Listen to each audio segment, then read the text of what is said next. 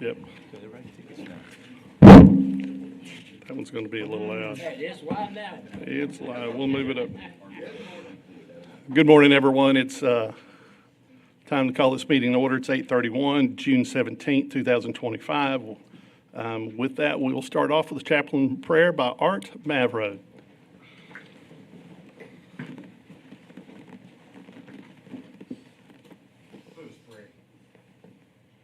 Father, we gather here today with gratitude for the opportunity to witness to the swearing-in ceremony and to welcome our newly elected city council member. We ask for your divine guidance and wisdom to be upon him as he embarks on this important journey of public service. Grant him clarity of mind, strength of character, and a deep sense of justice as he makes decisions that will impact the lives of all citizens. May he be united in purpose and dedicated to serving the best interests of our community. Bless his family and loved ones who support him in this endeavor. We ask for your grace and protection upon him. And Father, we thank you for being a God of love who is with us now in this very room. You never leave us or forsake us. Amen. Amen. I pledge allegiance to the flag of the United States of America and to the republic which stands, one nation, under God, indivisible, with liberty and justice for all. Honor the Texas flag. I pledge allegiance to thee, Texas, one state under God, one and indivisible. Thank you, Art.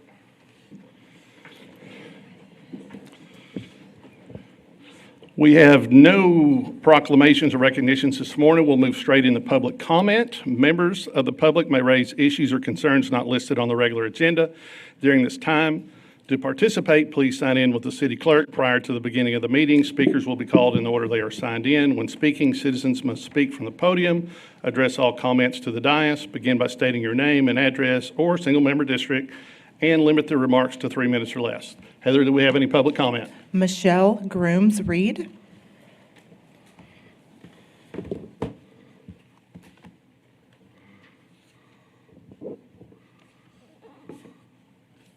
Good morning. My name is Michelle Grooms-Reed, single member District 2, and I come standing as the unit president of NAACP Unit 6219 here in San Angelo, Texas. And on behalf of the unit, I would like to welcome our new mayor and our new city councilmen to your new positions. We look forward to working with each of you in our community here in San Angelo, because we know that there'll be a great partnership and we'll do great things together. So welcome. Welcome to each and every one of you. Thank you so much, Ms. Greer. Heather, anybody else? Nope, that concludes. That concludes a public comment. We'll move straight into the consent agenda, and we'll go and see if anyone has any items to pull. Mary? Karen? No. Patrick? No, Mayor. Harry? Item C. Item C by Harry. Nobody in seat 2 right now. Hebert? No, sir. With that, can I have a motion for approval for all items except C? So moved. Second. Any public comment on the consent agenda? None. All right. With all that said, all those in favor say aye. Aye. Opposed? Consent agenda except item C passes 6-0. With that, we'll move into item C. Consider authorizing the fire department to apply for the FEMA staffing for adequate fire and emergency response grant and authorizing the city manager to negotiate and execute all related documents. Chief Brody, you're on. Thank you. Good morning, Council. Good morning, Mayor. This is basically just authorization for us to apply for the SAFER grant. There is no obligation for us to accept the grant if we are awarded it, but I do have to get authorization before we apply, and the deadline is approaching. One thing I do want to make clear to everybody here, that if we are awarded this grant, it will come back to Council for approval to accept it. So, Chief, I pulled this for one reason, so that you can talk to the public a little bit about why this grant is appropriate, what's necessary for Station 9 and a protection of the citizens out there. So if you want to expand just a little bit on that. Oh, absolutely. So first of all, why the need? Why the need for the additional personnel? So with as the city starts to expand, we have recognized a service delivery gap in the southwest region of our town, excess response times to that area. So we've identified an area that needs a new fire station. In order to staff that fire station, there's a metric that we use. So we have 3 personnel on the engine every day, 3 different shifts, that's 9 people, plus an ambulance, that's 2 more people every day, that's 6 more people, to a total of 15. Industry standards, you don't just fill for the vacancies, you have to account for vacations and backfill. So that metric we use is like 1.3 per person that you need for minimum staffing, and 1.3 by 15 is like 19.6, and that 0.6 person is really hard to find. So we go ahead and round it up to 20. So now the SAFER grant, the beautiful part of the SAFER grant, it is federally funded, and it's a cost share grant that it'll offset some of the expenses to the citizens. And our first year, if we're awarded the grant, our first year FEMA will cover over $800,000 worth of expenses for this for personnel. The second year, it bumps up to $1,077,000, and then year 3, it's a decreased contribution from FEMA and an increased from the city, but FEMA is still covering $502,000 for a net total savings of taxpayer dollars of $2.3 million. So it's a huge impact to our citizens, a huge cost offset to our city, and I'm optimistic that we're going to get awarded this grant. Thank you. I just wanted the citizens to understand that there's a full reason behind applying for this particular grant because of the expansion of city services. So with that, I move to approve this item. Thank you. Got a first from Harry and a second from Karen. Any public comment? Mayor, if I may say something about this, and Chief Brody could attest to this. Mr. Valenzuela explained yesterday to me that our response time is less than 3 minutes to a scene for an ambulance or a fire truck. But that with this new station, that's going to decrease the response time, I believe. So in that area that we're referring to, National Fire Protection Association, or agency, sorry, it is, the national standard is a 4-minute response time. In this area of town I'm discussing, we're at a 7.5-minute response time. And that's that is EMS and fire response to that area. ISO, the Insurance Survey Organization, they mandate every structure in the city be within 5 road miles of a fire station. Well, Country Club Lake Estates, there's like the last 3 streets in that neighborhood are greater than 5 road miles. And that's why we've identified this as being a very large need for a new station in that area. But even with where we are right now, we are still at a higher standard than most other cities with our response time. And this will only allow us to be even better. Yes, ma'am. So some of those long response times in that area are what driving the average up. So whenever you reduce those long response times and bring those back into national standard, that only makes the average even better. Thank you for being on top of this and applying for this grant. We appreciate it. Yes, ma'am. Thank you. All right, with that, I've got a first by Harry and a second by Karen. All those in favor say aye. Aye. Any opposed? With that, item C passes 6-0. Now we'll move into a special agenda.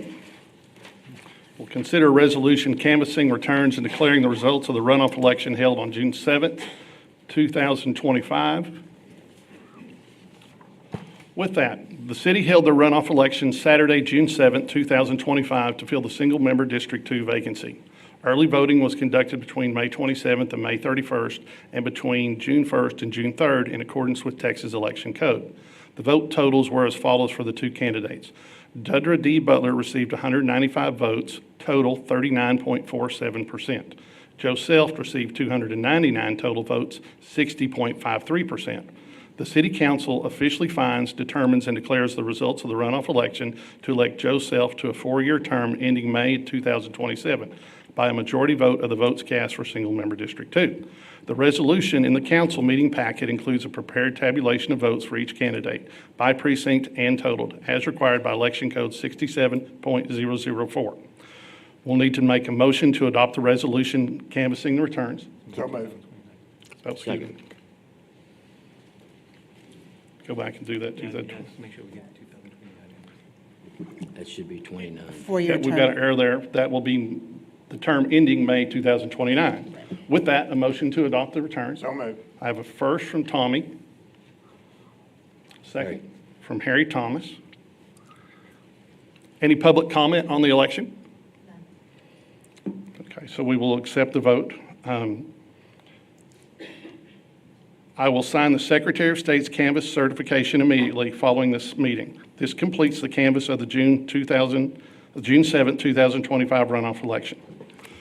Joe, if you would come to the podium.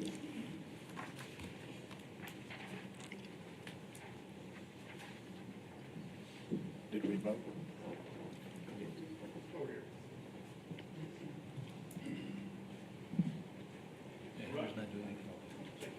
Okay. Right now, we have the certificate of election in the name and by the authority of the state of Texas is to certify that a general election on June 7, 2025, Joe M. Self Jr. was duly elected city council member, single member District 2 for the city of San Angelo. Congratulations. I just want to say it's been a process to get here, and we're going to come full circle. We'll have a full group and a full team shortly. What I do want to comment is the quality and the standards of the candidates in this election for this district. Dudra, you and John, I commend y'all both for doing this and doing this in a process that was great for all of us. I'm glad we had a winner that was decided very clearly, but the point is, it came through and it was almost thirds in the election. But in the end, Joe came out through the runoff, and I appreciate that. And I appreciate the fact that everyone's shown up to welcome Joe on board. Joe, now we're going to swear you in with Judge Daniel. Raise your right hand. Repeat after me. I, Joe Self, I, Joe Self, do solemnly swear or affirm do solemnly swear that I will faithfully execute the duties that I will faithfully execute the duties of the office of San Angelo City Council, of the office of San Angelo City Council, Single Member District 2 single member District 2 of the state of Texas, of the state of Texas, and will to the best of my ability and will to the best of my ability preserve, protect, and defend preserve, protect, and defend the Constitution and laws the Constitution and laws of the United States and of this state. of the United States and of this state. So help me God. So help me God. Congratulations. Thank you.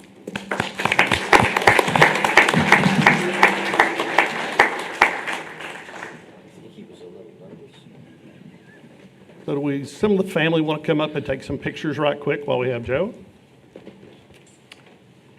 Mayor? Sir? May I have a point of personal privilege? Absolutely, Mr. Heber. Well, no, they all come up here.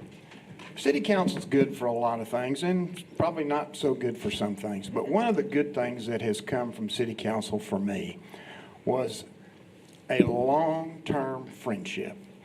I served with Joe's dad going back to 1990. I didn't know Marty at that point in my life. But Marty has become one of my best friends over that 35-year period. So there are good things that come from city council that have nothing whatsoever to do with the city council itself, but you can establish some long-term friendships. My first memory of Joe was in Lubbock, Texas, at a TML meeting, and I'm not going to say how tall he was, but his sister was younger, so she was shorter. So anyway, there are good things that come from city council. I just wanted to say that, and it was good to see Marty and Shorty both here. So anyway, thank you for that. Thank you, Tommy. Words well spoken.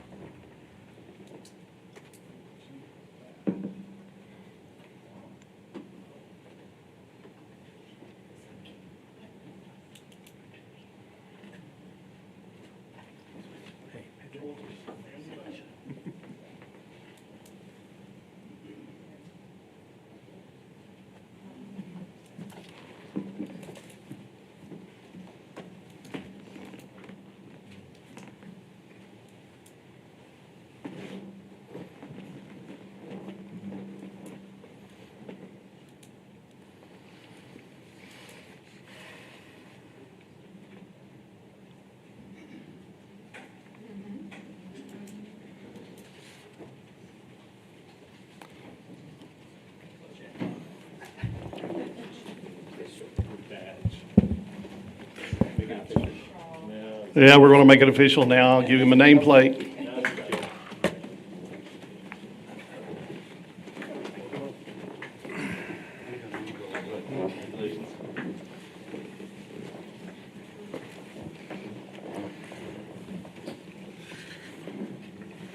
Heather, would you like to make a comment how we're going to do the refreshments and the cake? Just immediately following the conclusion of the meeting, we have refreshments and cake in the back to celebrate Joe's win. All right, thank you. Welcome aboard, Joe. With that, we're going to move into the regular agenda. Comments regarding items on the regular agenda may be made by the public when each item is discussed as outlined above. To participate, please sign in with the city clerk prior to the beginning of the meeting. Speakers will be called in the order they are signed in. Comments are limited to less than 3 minutes. Applicants, proponents, and appellants are exempt from the time limit above and instead must limit their remarks to less than 5 minutes. We'll move into item A. Consider approving a resolution supporting the collaboration between the City of San Angelo and the Concho Valley Community Action Agency to create the Concho Valley Rock Rose Community Campus on city-owned property. Presentation by Mike Burnett. Mike, please come up, sir.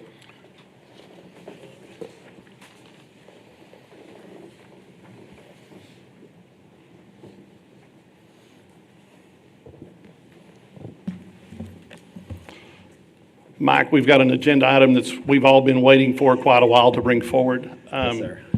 Thank you for your hard and diligent work the past several months, you and several of the people here within the nonprofit community on bringing this item forward. I think you've got a very strong task in front of you. I think we've laid this on broad shoulders. That'll look at a great way to get it done and accomplished. With that, as soon as Lorelei tees up your presentation, we'll start off with you, and if you have any initial comments, please make them. All right. I am glad to be here, and I don't have to worry about a 3-minute timer this time. But I will try to keep it as brief as I can. And I apologize for the eye patch and the pirate look. I had a detached retina surgery a couple of weeks ago, and so without it, I wouldn't be able to see anything. So at least I can see your faces this way. So, Mayor, City Council members, city staff, and guests, I'm Mike Burnett, Single Member District 1, Executive Director of Concho Valley Community Action Agency, and Chair of the Concho Valley Homeless Planning Coalition. Thank you for the opportunity to speak today in support of the partnership resolution between the City of San Angelo and CVCAA, a partnership rooted in the belief that poverty is not inevitable, but unacceptable. This resolution reflects a commitment to a concept that began over 60 years ago to eliminate poverty in the midst of plenty by expanding access to education, employment, and the opportunity to live in decency and dignity. This is not just a moral imperative, it is a practical one. When we serve those in need, we strengthen our entire community. CVCAA works to address the root causes of poverty, hunger, housing instability, unemployment, and lack of access to essential services. But we just don't respond to crisis, we create opportunity, helping individuals move from survival to self-reliance and sufficiency. At the heart of our work is the promise of community action that I've shared with you before. Community action changes people's lives, embodies the spirit of hope, improves communities, and makes America a better place to live. We care about the entire community, and we are dedicated to helping people help themselves and each other. You can sum that up simply with helping people, changing lives. Today's resolution is more than a formality, it's a call to action. It's about aligning the city, nonprofits, faith organizations, businesses, and citizens to build a coordinated, compassionate response to poverty and homelessness.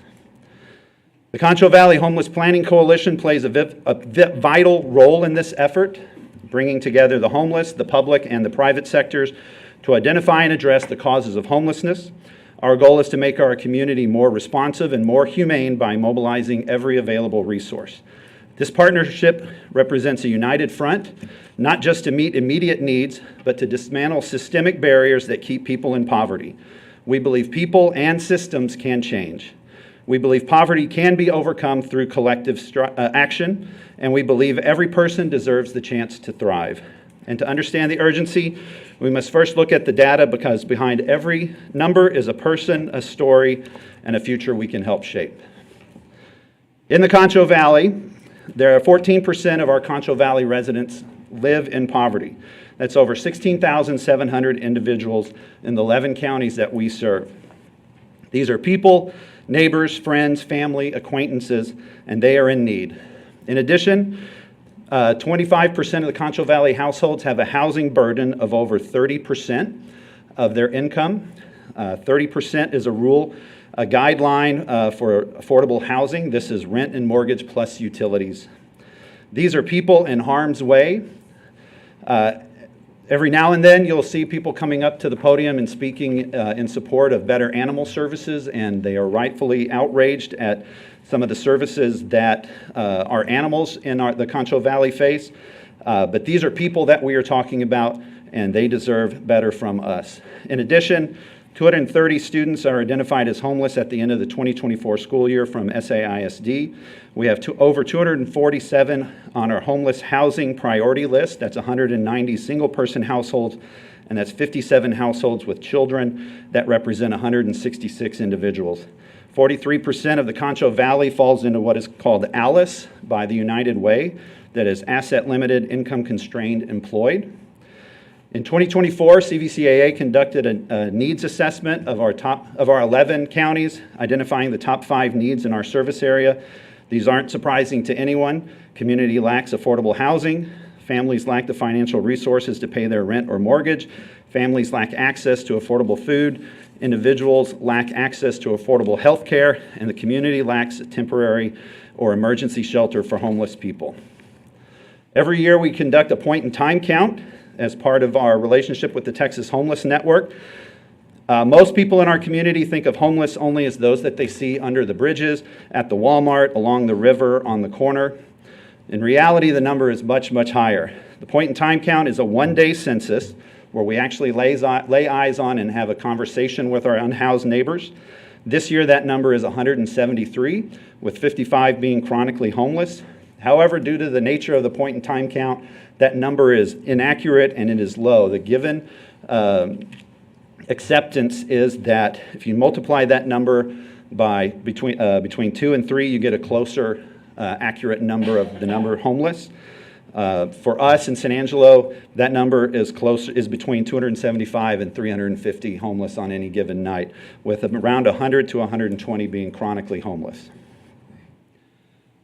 This slide kind of tells us how big the issue is. What you see here are the response systems for low-income individuals and housing.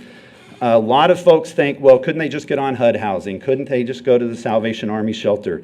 The issue is much bigger than that. If you look here, the blue circles represent the number of households that the Housing Authority currently has housed, which is over 1,200 households. The purple are the number of households that are on wait lists. That number is over 2,500 households that are waiting for some kind of affordable housing or subsidized housing. If you look at the family shelter and the Salvation Army, those combined can house around 70. If you look at MHMR Concho Valley's respite and crisis intervention, that number is low. And then you add in the 275 to 350 homeless individuals, you can see that we are at a tipping point, and it's easy to see why we have so many unhoused neighbors. In talking with Chief Griffith, he spoke to the San Angelo Nonprofit Association a few months ago. SAPD is planning for a population explosion over the next 10 years where we see the highways coming through, we see more industry coming through. We know that the population of San Angelo will grow, which means that the unhoused and those in need will grow as well. We're not meeting that need now. How can we expect to meet that in 10 years? The time is now to act. We're not doing this alone. This is one of my favorite slides to share. We have over 30 community partners that we do this work with. Primarily, we started working on short-term fixes through the Homeless Coalition. That quickly grew to providing more services on a more regular basis for our unhoused and low-income neighbors.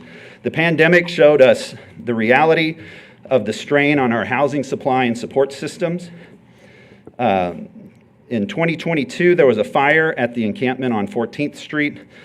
We began a weekly outreach to that encampment that quickly grew into what we call navigation days, which is a one-day service opportunity for our unhoused and low-income neighbors. It started for our unhoused neighbors, and it moved into those at risk of homelessness as well. The navigation day model is one time a month. It is from 9 a.m. to 3 p.m. at the First Presbyterian Gym on the last Tuesday of the month. That would be next Tuesday if you want to come check it out and see it. It is very impressive to see in action. 20-plus partner agencies descending on one place to offer assistances for those in need. Last year, we assisted 546 unique individuals. We gave out over 4,400 services to those attendees. And what we discovered was that 34% of those attending Homeless Navigation Day were housed, but on the edge of homelessness.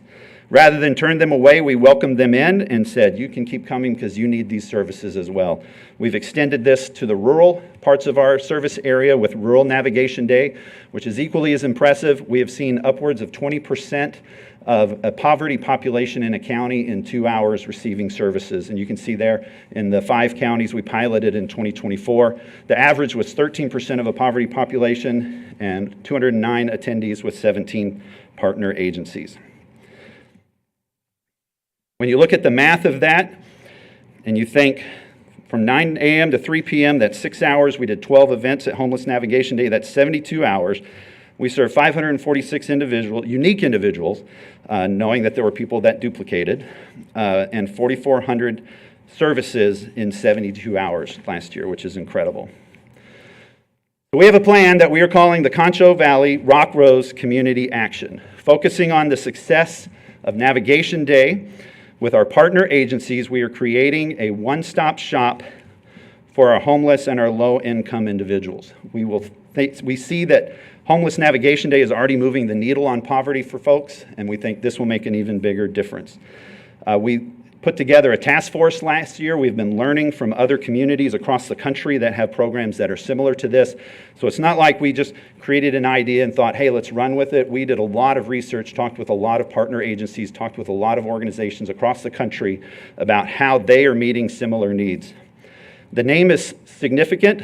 Concho Valley, it is the entire Concho Valley being served, not just the city of San Angelo. Rock Rose, the rock rose is a plant known for thriving in poor, rocky soil and blooming brightly despite harsh conditions. It is a powerful metaphor for working with low-income and homeless individuals, demonstrating their resilience, beauty, and strength and how that can emerge even in the most challenging environments. Community, because it's not just CVCAA, it is a community of organizations. It is the full community of the Concho Valley working to make this happen. In campus, the phrase campus came from one of our city colleagues. He said, a campus is a place you go for a period of time to learn discipline, and to better yourself. And so that really encapsulates why we have the campus in the name. This is a service campus. It is a secure service campus, providing essential services and shelter and housing for homeless individuals. We think this will have a huge impact on the Concho Valley, empowering pathways to stability and self-reliance by providing a service center for essential resources from partner agencies and secure private units in the campus enables individuals to move forward towards stability in an efficient way. Case management is the key. The campus will serve the broader needs of the community, not just our homeless individuals, but the 16,000 low-income individuals as well. It is a safe haven for healing and growth, preparing for transition to permanent housing, fostering self-reliance and confidence. It's community-driven. Not only are there community partners engaged in this project, but we've also engaged people with lived experience of low income and homelessness. They're involved in the planning. This gives them a sense of belonging and ownership as well. And it is green and sustainable, equipped with solar power. For whenever it does rain in the Concho Valley, we can harvest the water in green spaces. The campus is a model of environmental sustainability. We estimate assisting around between 12,000 and 14,000 individuals annually. We can house over 100 at any time. That 12,000 to 14,000 is not homeless individuals. That is number of people in poverty that we anticipate helping in a year once this is working. CVCAA already works with over 7,000 individuals in a year. When you add in our 30-plus partner agencies, that is where you get to that 12,000 to 14,000 number. You can see there the list of programs and services that will be offered on the campus. We have a campus planning model similar to Community First and the Esperanza community in Austin. I know some of you have looked them up. Numbers of folks from San Angelo have gone and visited with them. They are planning partners with us in this.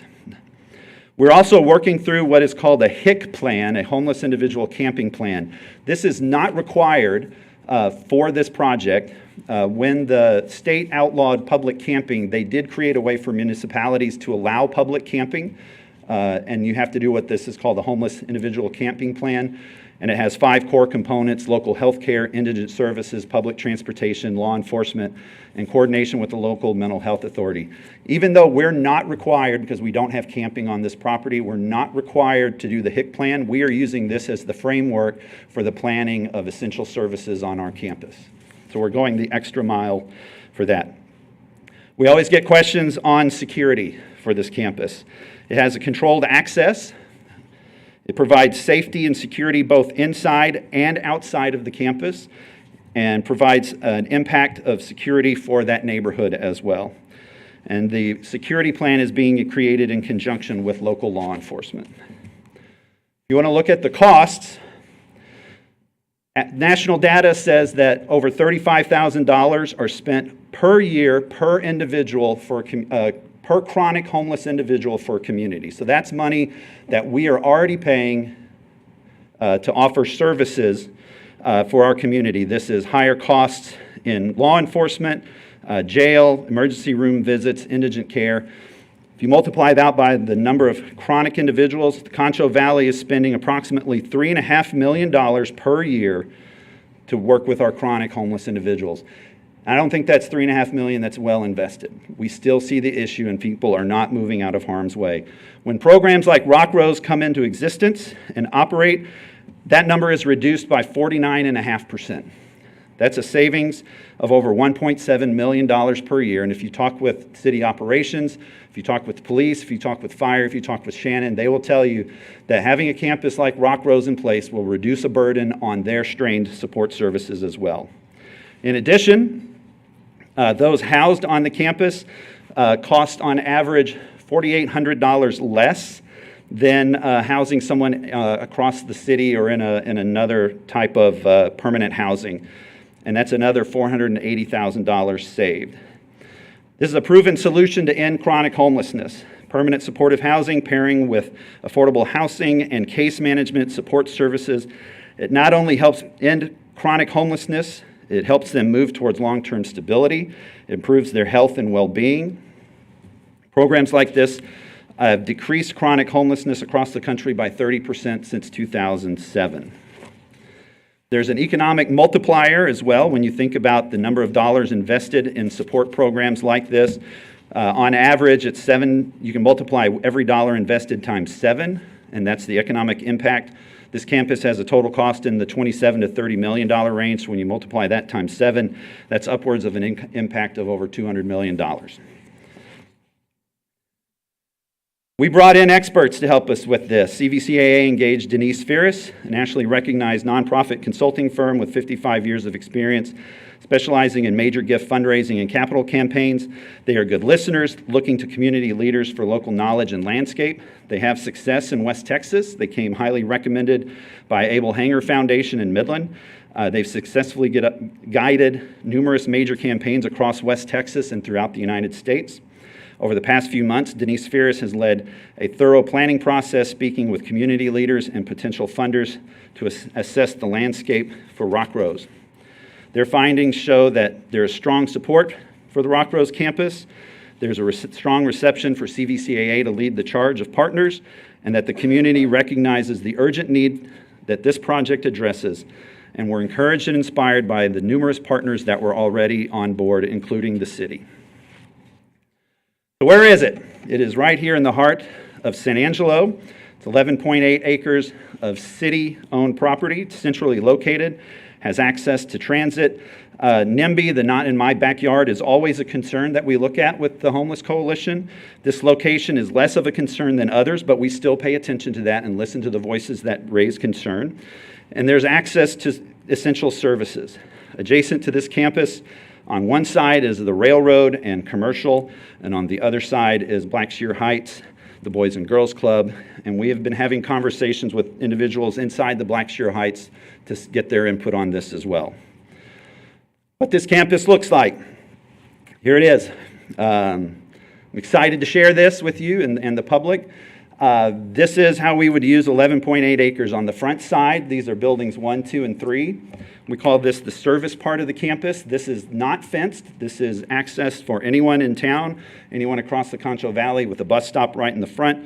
This is an admin and service center for CVCAA and our partner agencies. This is where case management happens on the daily. When you look at what we do on Homeless Navigation Day, 1 day a month, we'll be able to offer this every day of a month, every day of the year if needed. Space for us, space for our 30-plus partner agencies, training spaces, classroom spaces, meeting spaces. It meets a need for our community. Building number 3 is a warehouse for supplies, where we anticipate doing food distributions on a massive scale out of here, being able to stockpile for the COAD and the VOAD, which are community organizations active in disaster and volunteer organizations active in disaster.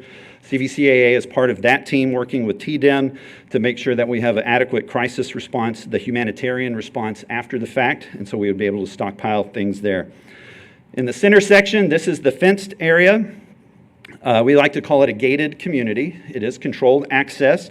It is controlled not to keep people in, but to keep people out. The people living on this part of the campus have to abide by community standards.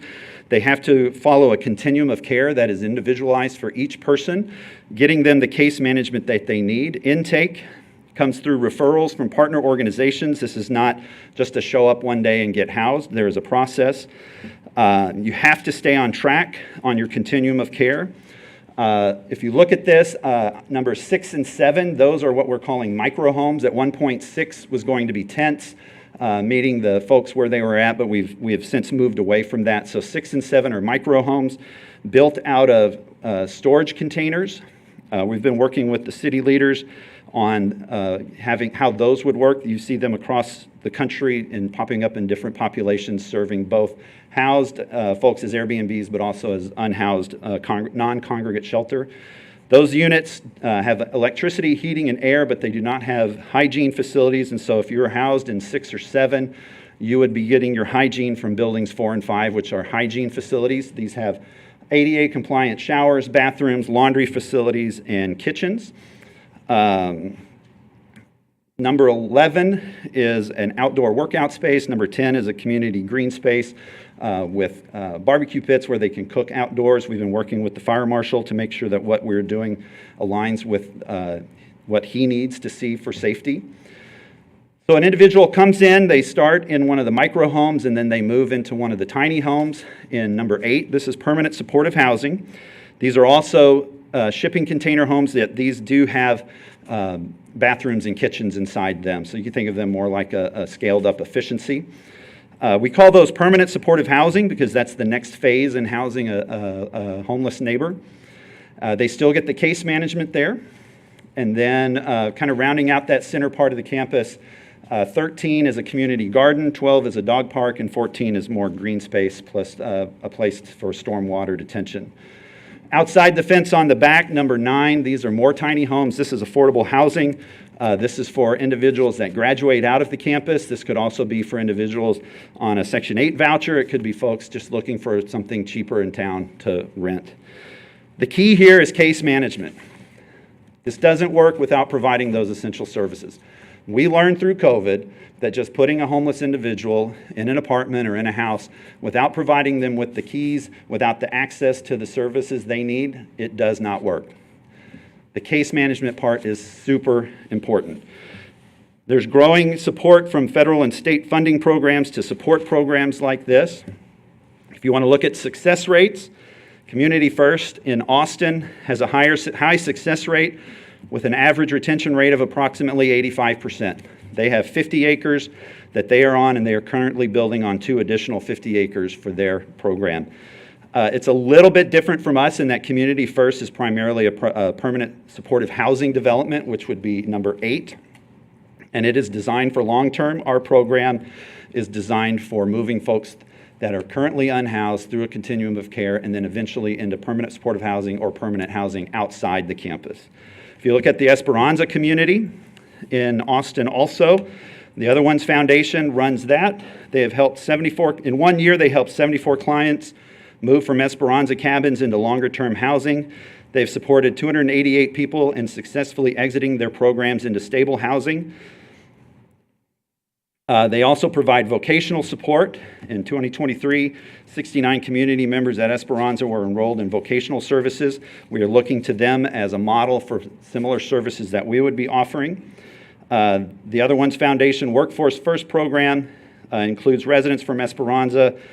It served 214 low-income individuals and unhoused individuals and paid out almost $400,000 in income to those individuals. So it's paying them a living wage, which is one of the goals as well. You can't have affordable housing if you're not making a living wage.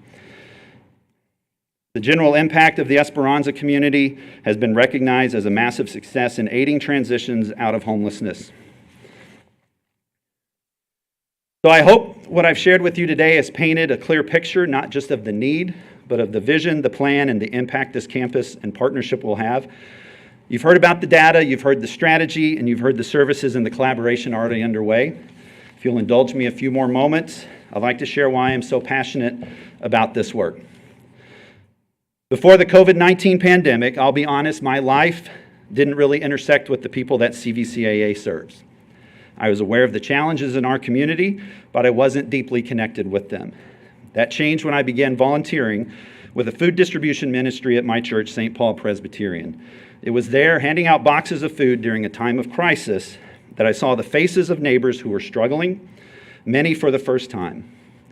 I listened to their stories, I felt their fear, their resilience, and their hope, and something inside me shifted.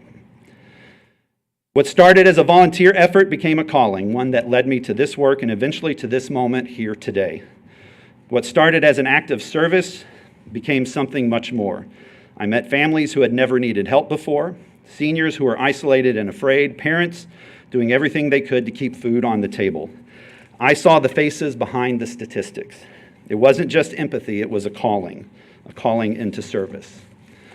That experience opened my heart, changed the direction of my life. It led me to CVCAA, where I now have the privilege of serving as executive director. It led me to the Concho Valley Homeless Planning Coalition, where I work alongside countless others who believe that no one should be invisible.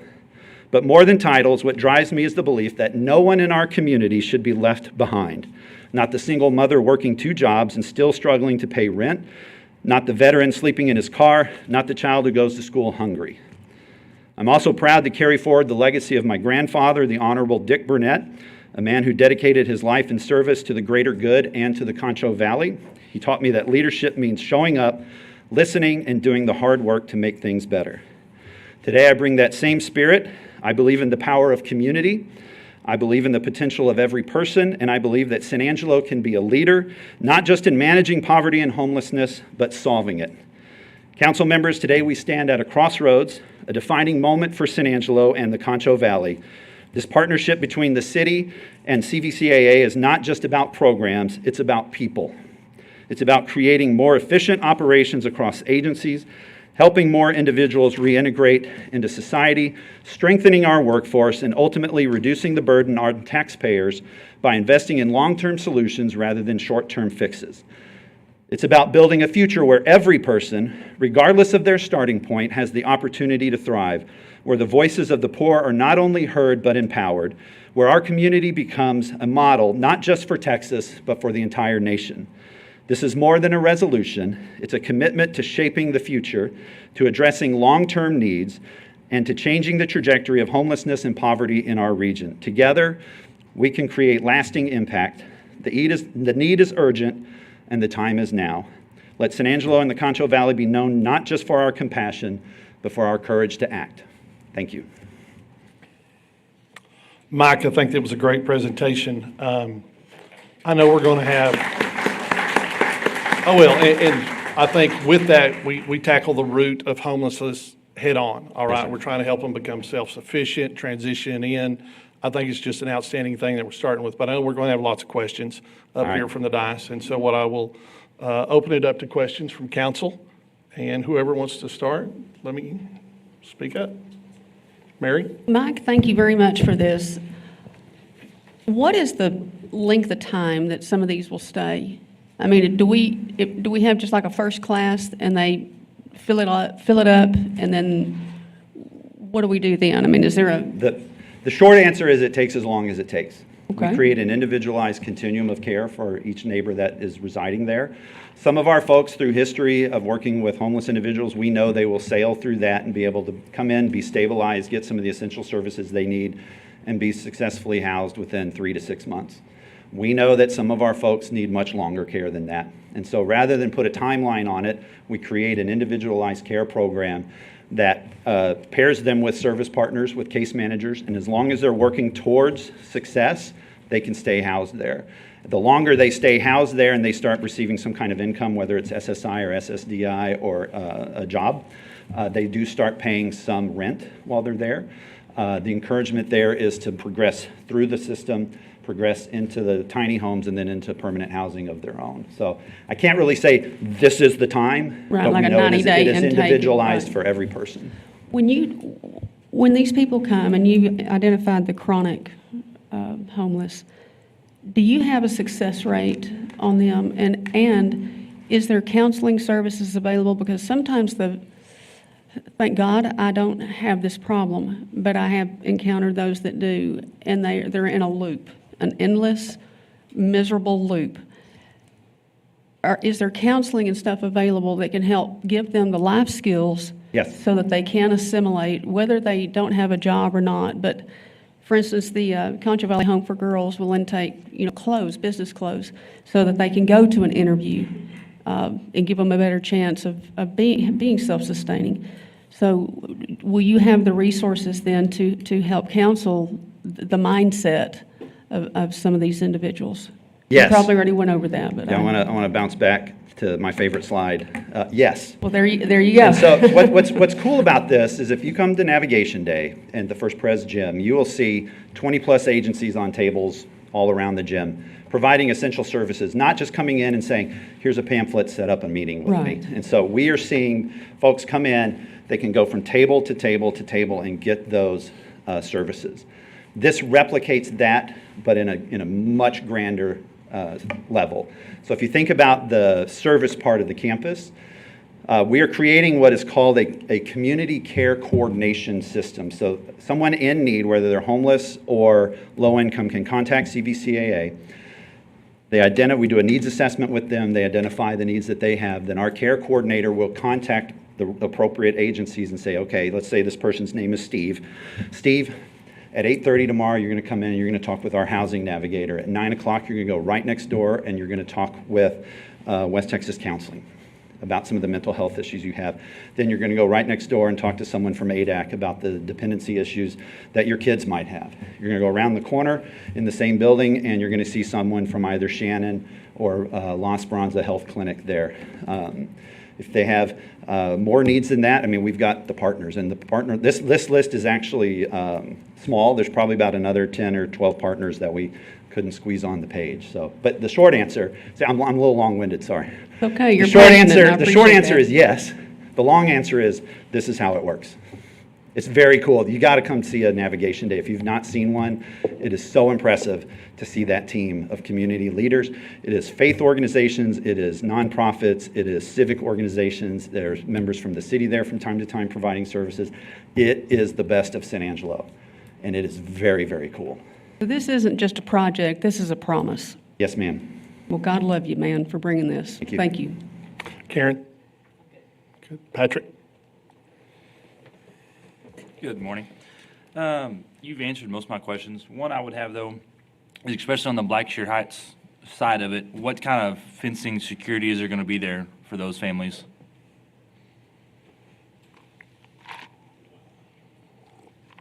So if you look at the center section here, is it possible to like touch things on here and like, yep, there you go. So there, from there to there, to there, to there, to there, to there, to there, there. Hey, this is pretty cool. I can draw a lot of cool stuff. This is fencing. So we're looking at, I think it's called Z panel, R panel. It's that metal corrugated stuff, tall enough that it can't be scaled, right? Controlled access points, working with the fire marshal, knowing that their vehicles have to come in. There's no vehicle traffic on this, so it's not like it's a through street or anything, but this is gated, controlled access for the residents so that only the residents can be there. We know that in housing this, that there are folks that don't want to play by the rules. We saw that on 14th Street. We saw how an unchecked population became a hazard to society and the surrounding communities. What we think, and in talking with Chief Griffith, by putting something like this in place, by housing over 100 homeless individuals at any given time, that number of, these are the people who want to play by the rules. That means that the folks outside the fence are typically the ones that don't want to play by the rules, so they become an easier force, an easier population for the police to enforce. In our security plan, we're definitely talking about security inside, but we're also talking about security outside to make sure that any transient folks that are trying to get in, that they're talked to and helped as well. Not inside here, but they're moved along to the appropriate, maybe to the emergency shelter. If they are causing harm or disturbances, then the natural place for them would be the jail. And hopefully, as the success of this grows, those folks can see the light and want to come and get housed as well and go through the program. But the immediate is a security presence, fencing, and then that security presence is inside and outside the fence. And then on the cost, you were talking about that, we were talking about the multiplier. That 27 to 30 million, where's that coming from? That is coming from local philanthropists, local donations, foundations. There are some government programs that we've applied for as well that can provide up to 14 to 20 million of that. Some of those we feel like we have a really solid shot at as being one of the few communities in Texas that are even eligible to apply for this. But it's not coming from taxpayers. It is not coming from bond elections or those kind of things. And then paired with that is the savings that our overburdened structure is already having. So like police, fire, medical, and those things. So there's a savings there as well, so that those would be able to operate better. So unfortunately, it's not like, hey, there's a $1.7 million savings, here's a check. Right. That would be cool. But we're not asking for that. We know that there's community support for this. We know that's what Denise Ferris, the campaign consultants, their diligence said that they think there's support for this in phases. And so as that support grows, as that financial support grows, we'll build this out in phases. When we talk about phases, we're not talking about, hey, we're going to put micro homes here and hope for the best. The phasing has to have the presence of the front half of that, the case management presence. So we know what happens when we just drop an unhoused population in a vicinity. But by being there with them, providing that case management daily, we know that that security will be higher and that the success rates are much higher.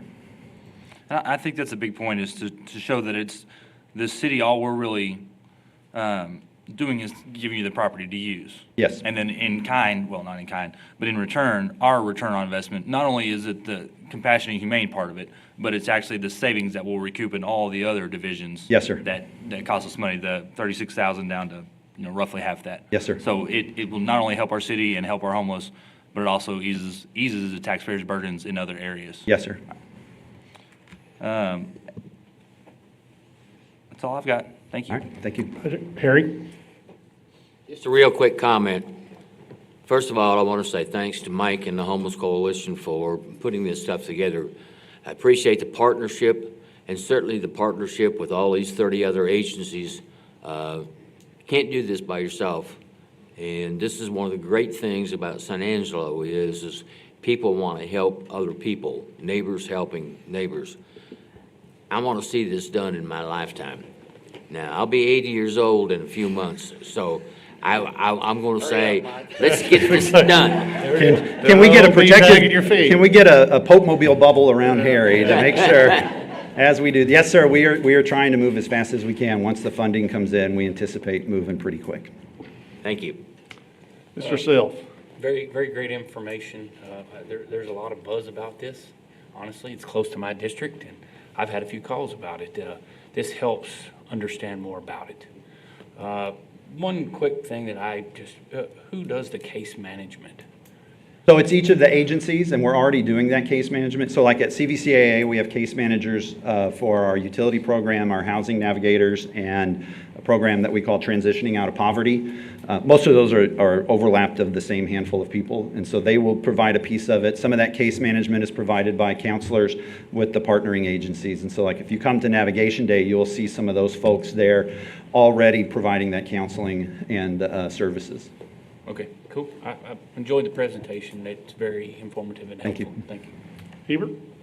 So, I never knew the connection between you and your grandfather. I never knew that existed. That's pretty cool. I know your grandfather. Is your dad Tommy? No, that's my uncle. Okay. My dad was, is Bill Burnett. He was the head of TxDOT during the 90s, so. Yes. Okay. Well, I know your uncle, man. I went to high Yeah. school with your uncle. I will echo everything that everybody else on the dais here has said, Mike.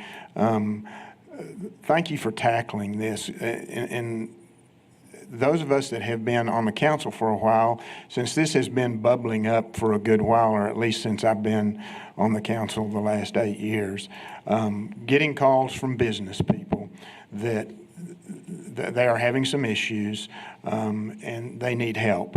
So, and as you said, there's going to be those that want to be there, and there's going to be those that don't want to be there. And you have an avenue or avenues with which to direct both those paths. So I think that's important to note too.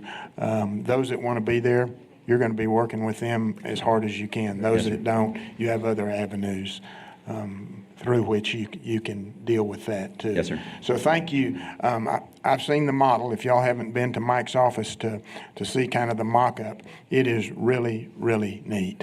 So Mike, thanks for all the hard work on this. And thank you, council member. While I'm the person standing here, I'm just the captain of the ship. You can say I drew the short straw or I volunteered myself Amen. or whatever. But it is a team of hundreds of individuals, of agencies, of partners working on this together. I just get to take the glory when I get to take the punches as well.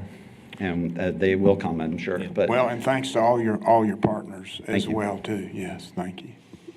Gotcha. Daniel, do you have a staff opinion? How Yeah, this- I sure do. First of all, as far as taking the punches, we're grateful to have the pirate captain actually pirating the ship there, so thank you for that. I do want to talk about the challenges that we face as a staff. We talk about the costs connected with the homeless. Actually, we have been doing hundreds of thousands of dollars of cleanups per year. In areas where the homeless have set up and they've been removed for health and safety purposes. And so our staff has to go on there and do the cleanup. So it's hundreds of thousands just on that part of it. But on the 14th Street, for example, it took our staff close to 3 weeks. We had to pull staff from their normal duties to go and do that cleanup. So that means that other things start falling behind. There's an opportunity cost associated with that. So those are those challenges. Also, before the Salvation Army opened up, and mind you mentioned a while ago, they can keep up to 40 individuals. But anything above that, the city, if it gets cold outside, the city would have to open up a youth center like we have in the past. Yes. Of course, we have to man that. We do have to cancel programs, but to make sure that's staffed as well. So there's that cost to the city. So on our end, this partnership really helps these individuals, but it also helps the city to reduce its costs and make sure that we're providing the essential services to our citizens that actually go away when we have to pull staff from certain areas to come and help out. But again, thank you for working so closely with us. I know that this is a program that we're looking forward to. We know that that'll really help the city as well in other aspects as far as the cost connected, but also in the human aspect of it. So again, thank you for that. thank you. Director Burnett, you've covered, I had 8 questions written down at the start of the presentation, and I think you've covered it all from city costs to property values to the growth. One thing I'd like to hear if we have a chance, Chief Griffith, could you come up and maybe make a brief statement? I didn't know if you were back there for fun or not, Griff, but we thought we'd bring up we just need a statement of how PD looks at this. And I'll tell you where I'm coming from. Quite often there's times where I have been in facilities where there's a homeless person that's using your establishment for shelter. And you might call somebody, you're worried about it. And it looks great for them to have somewhere to go. Quite often it's, if they're not causing you any harm, is it okay for them to stay here? And I think this solves the biggest question I've ever had. And I know you've got to go somewhere, but you can't stay here. Can you expand upon that with how this would shape with this facility in PD? I say, first off, I think this really is teaching a man to fish, teaching a woman to fish philosophy. And that's important to me and my background. I've been working with Mike for a long time on this. This has been something that I believe in as an opportunity to course correct. If you rewind to about 4 years ago, for sure, if not even 2, we didn't have anywhere to send them. Exactly what you're talking about, Mayor, is that we were having to deal with from place to place to place, and that doesn't feel humane as enforcement. There are laws in place, and we're saddled with enforcing those laws. We understand the business side. It is frustrating for individuals because, just as Mike touched on, some of these individuals do not play by the rules, so to speak. And so we have a plan moving forward because there's some dangerous intersections for soliciting. There's some dangerous locations for them to gather. I was there the day of the fire. I was there worked on patrol during the time frame we had it underneath the bridge.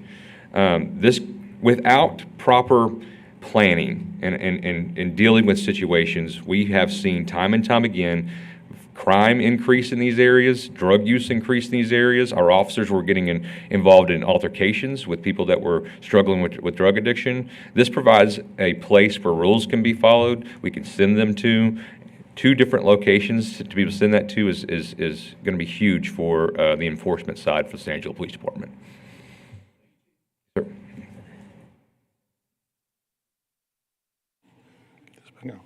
At this point, Heather, what are we looking for? A resolution here? Yes, you'll need a motion and a second to approve the resolution in support. I have a first from Karen Hesse-Smith. A second. Second from Tommy Hebert. Do we have any public comment? Yes. David Ingram.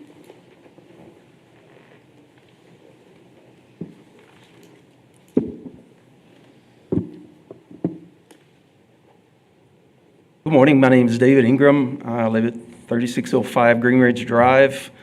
I'm the director of Rush Street Ministries, and I moved here at the very beginning of COVID from San Antonio. Before that, I spent my life in huge metropolitan areas overseas, and poverty for me was a constant, seeing it all around me, and very frustrating, because I just felt like there was very little that I could do. When I heard about the job at Rush Street Ministries, I was first attracted because there were over 25 different churches that participated in this ministry in an active way. I said, wow, at least about this we can all agree. And then I moved to San Angelo. I have some roots in West Texas. I won't say where because of what I'm about to say, but I just assumed it would be like the place I was born in. But arriving here in San Angelo, even during, or maybe especially because of COVID, I found out very quickly that San Angelo is an extremely generous community. Emphasis on both of those words, generous and community. And fast forward to a few months ago when my friend Mike started telling me about the Rock Rose campus, and my heart just exploded. I had been thinking for a couple of years about a Rush Street Junior somewhere over in this very area of town. So for me as a Christian, this was an answer to prayer.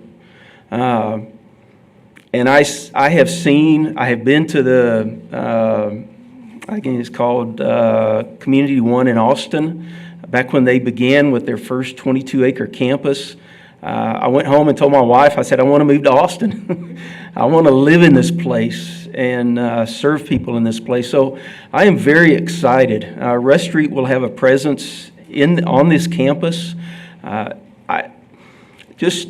finish, it's very challenging for our homeless folks to go to MHMR one day and then go to Rush Street the next day and then go to somewhere else the next day, and then navigation day has been a big help.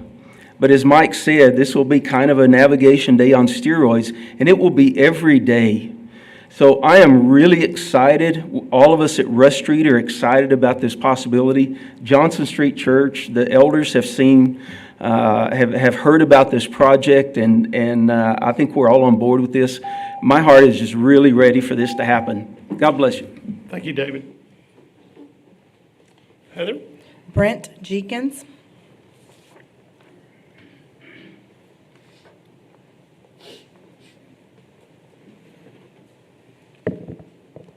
Good morning. My name is Brent Jenkins. I'm the Executive Director of the Concho Valley Regional Food Bank. I've worked in nonprofit, though, for more than 35 years, and I currently live and work in single-member District 5. I grew up here. I've lived here most of my life. I'm here today to say two things. The Concho Valley Community Action Agency is a tremendous community partner, not only for the Concho Valley Food Bank, but for many, many social organizations, service organizations that you've seen there on the slide. And that the time to have a facility such as Rock Rose Campus is now. Concho Valley Community Action Agency has known for a long time the needs of the homeless and know that it's bigger than any one of us knows, and that it will take all of us to address it. It was the Concho Valley Community Action Agency who conceived and implemented the monthly navigation days, and what started in the basement of the Cactus Hotel has now had to move 3 times to accommodate the growing numbers of local neighbors who need help. The concept is simple: connect the neighbors who need help with the agencies that can meet that need, and try not to make it too complicated and have them run around all over town to get it.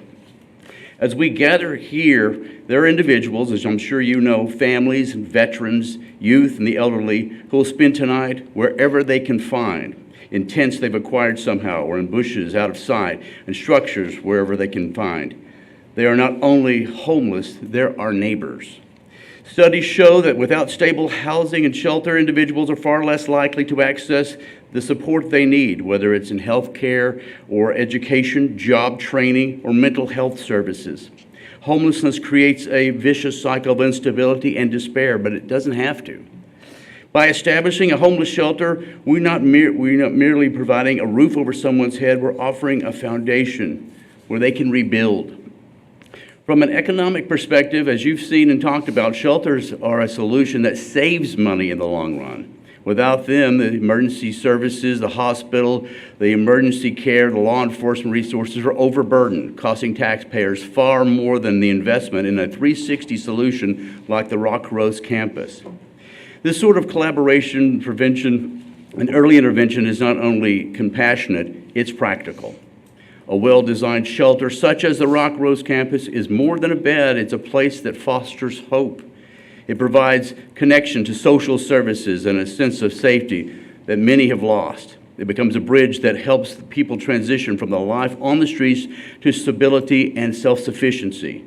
More importantly, it demonstrates that our community refuses to ignore the suffering, but that it shows that we care. Thank you for your consideration and support of the Rock Rose campus. Thank you. Michelle Grooms-Reed.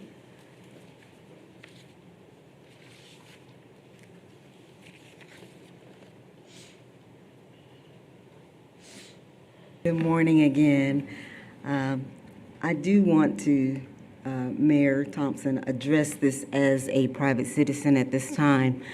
The NAACP will have to have their executive committee meeting at the end of this month. And then we want to invite Mike to our general membership meeting to do a presentation where we will invite the Blackshear Heights community to come and ask questions. But as a private citizen, as single member District 2, Mr. Self, welcome.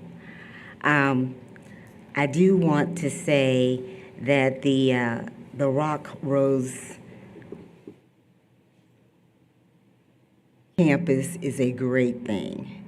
To tackle homelessness effectively, the Rock Rose campus creates a service campus for low-income and homeless individuals.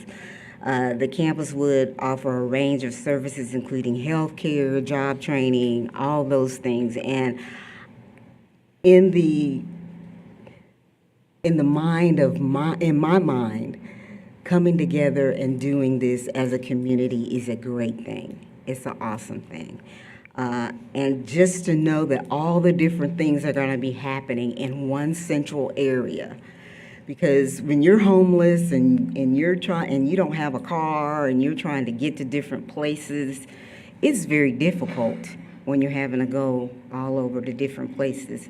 This is going to be centrally located and all the services in one place. How awesome is that? You can take the public transit right there, Uber, whatever you need, however you're going to get there. Walk. Is going to be an awesome thing to have in our community, and I'm looking forward to seeing this. And I want to commend each of you. It's been very positive this morning, and that's a great thing when we can all come together and be in one mind and one place and come together and make this happen. Thank you for the opportunity to speak to you as a private citizen here in San Angelo. Thank you, Michelle. And Stephanie Hamby.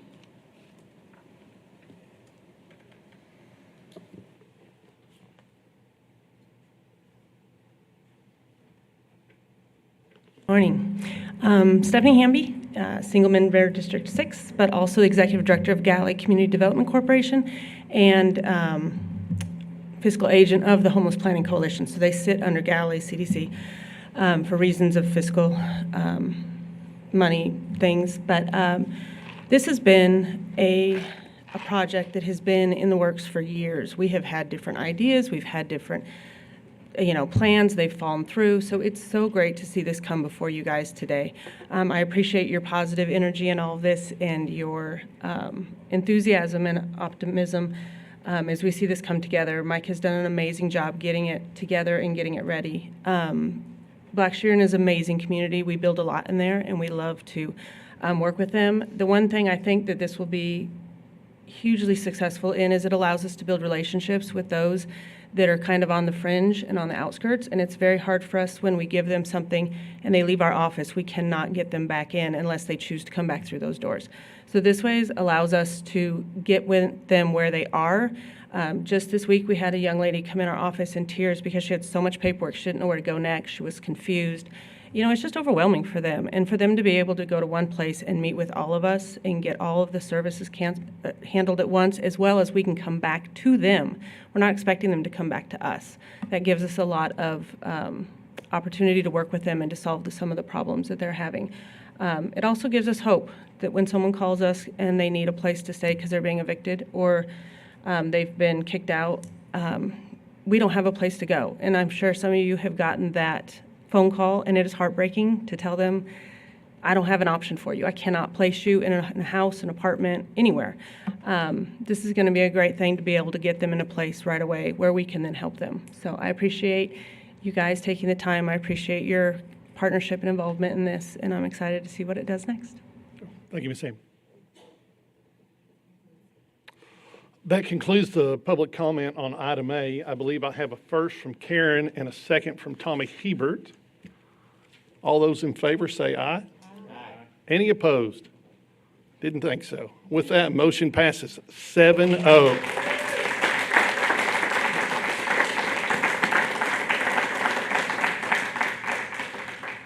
Moving to item B, the first reading and public hearing of an ordinance for SU 25-01, a request for special use to allow resident and art gallery with a studio in a single-family residential zoning district located at 1302 Kenwood. Aaron, you're on. Thank you, Mayor. Good morning, City Council, Mr. Valenzuela.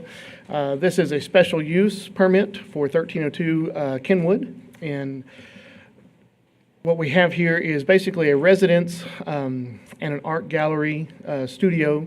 It was a church at one time and had been purchased about 20 years ago, turned into a residence and actually kind of an art gallery at that time. They want to do an addition, and so this is really allowing the legal use to allow them to move forward. This is in District 5, Karen Hesse Smith in the Santa Rita neighborhood. So you can see here on the left our vision plan that this is neighborhood, and so residential living primarily in the neighborhood. On the right side, you can see there's kind of a transition there along the alleyway between the single family and the two family. That image also is probably a little easier to see that this used to be an entire campus for the church. Not as good as Mike Burnett on this, apparently. Not even close. so it's doing lots of stuff there. But that is kind of an old campus for the entire church. Pieces of that has been sold off over the years. There's actually right here on this property a special use for a daycare. And then, of course, this property down here used to be a tire shop and now just kind of a automotive repair shop that are in the neighborhood area. We just kind of highlight that in that block. We chose, as city staff, to recommend to go with a special use, not a full rezoning, because if you do a rezoning, we would really want to look at that entire block, and we just did not think that that was a smart move at this time for that entire block to move as a zoning. We did mail out notices. We did receive back 0 in support and 0 in opposition. Our rationale is looking at this because it is a limited scale. It is just one operator. They do only present their own art through their art gallery. They do have it set up as their own residence. We were seeing that this is a limited scale and limited impacts. And in fact, since it takes up a corner property, there's actually quite a bit of parking on street parking as well as on the property for when he does have folks that come over by invitation to view his art and to see the art gallery and things like that. The community need, we have heard even through our discussions about our cultural district that there are artists in town that are interested in having their own studios at their homes. We don't really have the zoning for that, and we have to be very mindful of where those areas are located. But we did see through this special use request that this is an opportunity for us to do a property that has been working. We looked back and we did not find any complaints about the property, code compliance issues, those types of things. And so we think this is a possibility, particularly for this property and maybe future properties if the situation is correct. So with that, the staff did recommend approval to the Planning Commission. They also did approve this at their May meeting. We did have one condition at the time that the Planning Commission struck, which was the number of folks that could be at the property. We had thought of just limiting it to 10. That was just really not based on a whole lot of evidence of what the volume was. The discussion at Planning Commission was, well, what if you had a Bible study? What if you had a church or a Christmas party? Or what if you had a family reunion? How is that different than having 20 or 25 people come to the art gallery? And so that was kind of the question. So they struck that as one of the conditions. They did keep the operating hours there. The minimum of 1 bedroom must exclusively remain for residential use, so it's really not a let's rent this out over for just anybody to come and stay there. And of course, they're doing an addition, and so we're just asking them to do the permits process for that. With that, I'll be happy to answer any questions. So Aaron, how I would like to do this, I would like, as this is in Karen's district, I would like for any other council members to ask their questions first, and I would like to have Karen have the final opportunity to make comment and then make the motion. So with that, I'll start with you, Mr. Hebert. My wife has a good friend that lives right across the street, and the individual seeking this request is an extremely good neighbor. So to support your point with no issues, code violations, or anything, I'm in favor of this. Joe? I don't have anything. H2? Gary? I think this really lets us look at some of the opportunities that may come forward in the new cultural district. So I'm in favor. Patrick? Mary? Karen, wrap us up. Mr. Hebert is correct. This individual is a known and good neighbor. I think I'd like to see the footprint of the addition pointed out. So let me go back to the very first one here maybe. So it's going to be actually off the alleyway.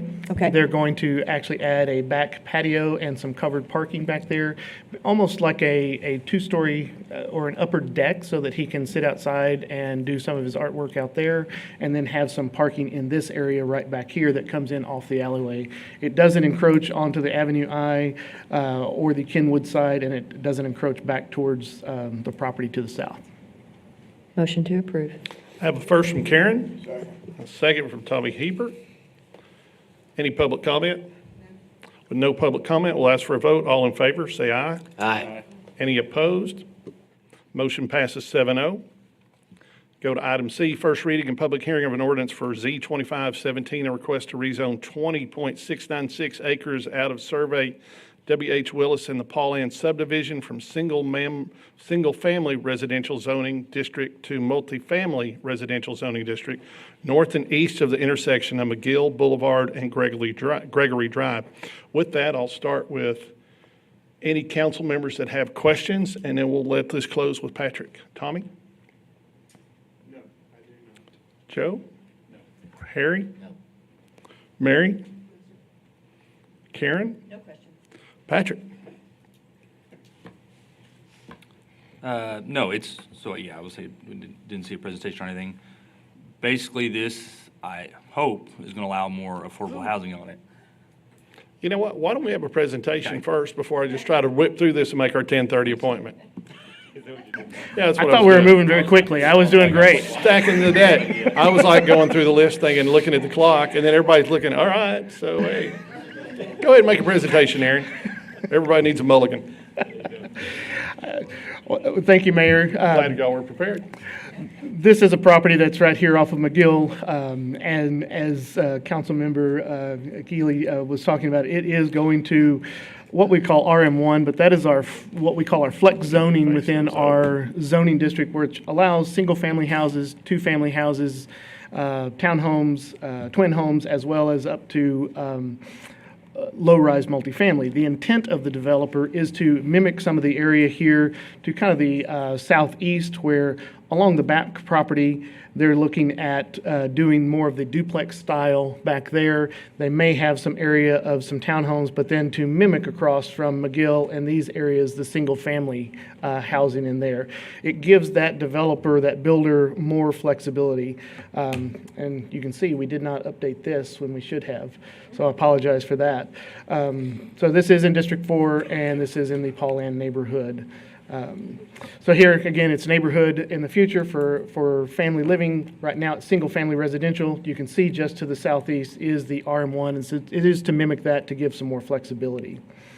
We did send out notices against large properties, so 75 notices went out. We did have one in opposition, which was here, and I think we did have one other one that came in through the mail later, and they were concerned that it was going to be a large multifamily project, but after we talked to them, that it actually the idea is they're going to still have single family. They may have some duplexes. They were very much more comfortable with that decision. This did go to staff for the rationale.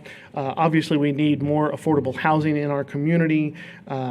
This is a neighborhood that supports Goodfellow heavily, and a lot of Goodfellow folks like to invest in duplexes so that they live on one side, rent out the other side. When they move on, they sell it to somebody else that's coming to be stationed there, and they get to do the same thing. So we think that's a win-win for the community as well as the developer as that established pattern in that neighborhood continues to grow. So staff's recommendation at Planning Commission was for approval for this 20-acre parcel to go from RS1 to RM1. Planning Commission did agree with that and came forward with the recommendation of approval to City Council. What was the staff vote on that, Aaron? What was the planning's vote? I believe it was 6-0, but I know there was nobody in opposition. Okay. But I don't remember if we had 7 members at that time or 6-0. Thank you. All right. Patrick, we'll roll this one over to you. Yeah, kind of like we talked about. Pauline is there's a lot of renters, part of it Goodfellow, and part of it is just, it's a little more affordable housing over there. With the way the lots are, the size of the houses, there's some 5-bedroom homes, so some big families that can't afford a $500,000 home can find a nice home there. So I think that'll just help affordable housing in town, and that can rarely be a bad thing, so I'm all for it. Any other questions now that we've vetted this out very thoroughly? With that in favor, can I get a motion? I got a first from Patrick.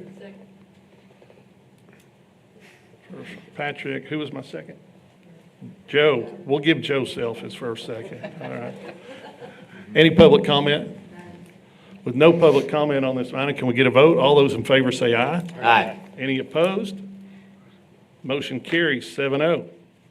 See if I can get this one right. All right, discussion and consideration of a request to create a strategic planning committee to work with City Council on policy guidance and project. Anyone else? Let's go to D. Maybe we need to have another election. I was fixing to say, I need to, you don't know how many people will be happy with that. Anyway, first reading and public hearing of an ordinance amending Chapter 12, Exhibit A, Article 5, Section 509, fences of the Code of Ordinances to provide an exception for public and private schools to allow fencing in front of yard setbacks up to 8 feet in height. Presentation by Aaron. Thank you, Mayor, City Council. Aaron Vanoy, Director, Planning Development Services. This is a simple text update to align more with the state law that allows schools to provide security on their campuses. Our current zoning ordinance prohibits certain size or certain height of fences within the front yard setback. Several of our campuses are in RS1 zoned areas, which would say you can only have a 4-foot high fence. Well, that really doesn't help them with their security plan. And so this is just a simple text amendment that basically exempts public, private, and charter schools for security purposes and exempt from the maximum height of 4 feet in the front yard. As it's written, it could allow up to a 10-foot fence. Basically, that's the maximum height in the zoning ordinance. SAISD at this time is, their intent is an 8-foot total. We would recommend an 8-foot total, but we're not opposed to a 10-foot fence if someone really wanted to come in and do a 10-foot fence. It really is for security and safety for the campus. And so we have kind of left that open to if that's a height restriction that Planning Commission or City Council wanted to place in there, they could. Planning Commission did not have a height restriction at that time. So with that, any questions from the council? Aaron, I had some thoughts about this concern. Are you worried about the appearance or the type of fence that is placed up, what they can put versus what they can't? Well, I think at one time we probably were, although I think our school district and other campuses do a very good job because one, they don't really want a solid fence. Now, they'll either do a hurricane fence or a wrought iron type metal fence because they kind of want to see what's coming back. I mean, they want to be able to visualize areas. So the other thing is that really cities can't really control materials any longer. We can't go and say you got to have a stone fence, you got to put an R-panel fence, those types of things. And so I think it's really left up to the schools and what is going to be their best option to secure their campus and provide that safety for their campus, for the children and their staff. Any other questions? Tommy? Aaron, would we be creating more problems if we stated a minimum 8-foot fence that would then allow them to go to 9, 10 if they wanted to? Or would that perhaps have some unintended consequences if we said a minimum of 8? I think if we went to a minimum of 8, there are some campuses or maybe private schools or charter schools that say, well, we can do a 6-foot fence or 6.5-foot fence based on costs. I think we would just leave that up to their individual decision-making. I mean, our zoning ordinance, really it's just the prohibition of anything over 4 feet, and so that kind of gives them some area if we allow them to do this. One added note, they do always work with our fire prevention team so that when they do those fencing and gates, that they still have access and things like that. Well, and Mr. Heber, I think the education code or the regulation on that also allows 6-foot fences with anti-scaling features, so I wouldn't want to do that. Thank you. Any other questions down here? Patrick? Just a random question. On especially, I guess mainly the private, what would say somebody homeschools, would they be able to use this and build an 8-foot fence around their home? I would say no, because I don't think they're classified as a private school, but I would have to do some research to be sure. But I believe based on the character of what a private school would be as a campus, I would say no, but I may lean also to Mr. Dyson, as I know he's may give the same answer. I don't think so, but I'd have to look into that. Yeah, but that'd be my only curiosity with it is what would allow somebody from just saying, okay, I'm going to homeschool my kid and build an 8-foot, 10-foot fence around my house now. Yeah, that is certainly not the intent. Right. And I'm happy to investigate that. And as this is a text change, I can bring that back at the second reading and give you an affirmative answer on that. Karen? Can you remind us, please, what the current front yard setback is for educational institutions, for schools? Well, it's set by their zoning. Almost all zoning requires a 25-foot front yard setback. There's a few zoning districts that allow a 15-foot, but almost all of them are 25-foot in the front yard setback. And so depending on how old the campus is and when it was designed, those may be in front of that 25-foot. And to not have to build additional fencing or move fencing and really secure the entire campus where people can't go through windows, exterior doors, they have to move that fencing sometimes in front of that 25-foot setback. And so to have the right height, this is just an exception for those areas. Mary, any questions? With that, can I get a motion? Motion approved. I have a first from Harry, second from Mary Coffey. Is there any public comment, Heather? No. With no public comment, I've got a first from Harry and a second from Mary. All in favor, say aye. Aye.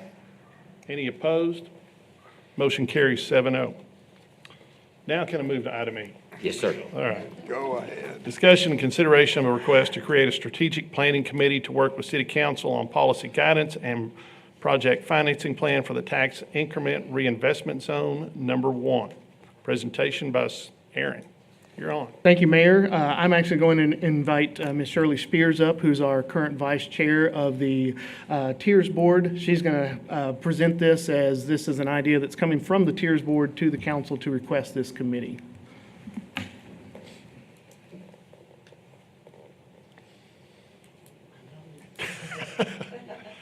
Good morning. This is the first time I've had an opportunity to address the mayor and the new members who have been seated to council. So welcome to your new positions. We're so glad that you all are here and seem to be working very well together. So congratulations to everyone.